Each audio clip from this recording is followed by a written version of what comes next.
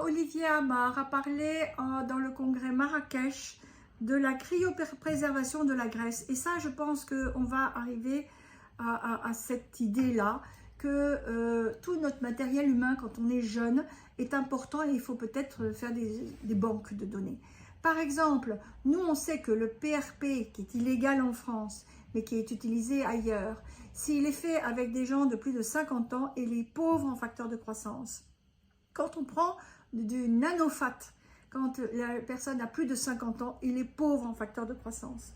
Et en fait, l'idée étant qu'un enfant naît, je pense qu'il est essentiel peut-être un jour de conserver son cordon ombilical. Ce cordon ombilical, il est plein de cellules souches qui sont les siennes et qui seront possibles pour régénérer des organes.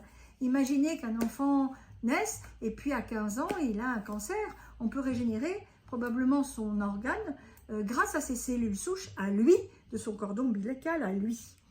Et quand on fait une lipoaspiration et qu'on est jeune, quand on a 18, 20, 25 ans, eh bien il faudrait conserver cette graisse, la cryopréservation, pour pouvoir un jour l'utiliser. Et ça, moi, je pense que c'est essentiel d'avoir ce genre de banque de données.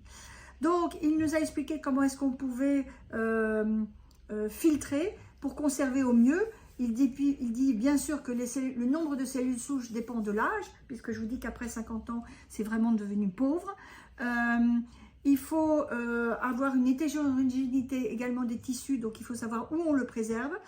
Et ce n'est pas reproductible, c'est-à-dire que une personne aura eu un nanofat même à 30 ans et une autre personne à 30 ans, ça pourra être tout à fait différent parce que ça sera une zone différente et la personne aura aussi plus ou moins de cellules souches.